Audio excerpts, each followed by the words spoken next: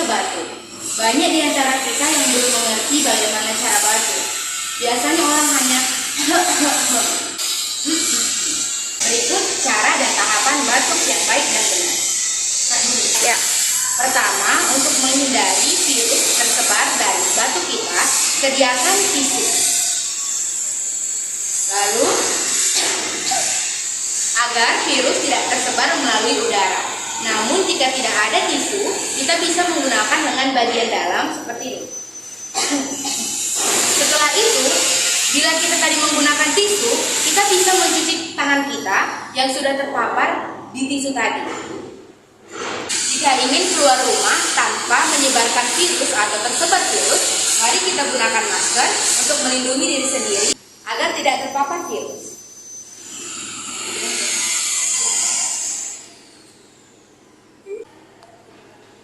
Untuk itu, terima kasih Bu, terima kasih teman.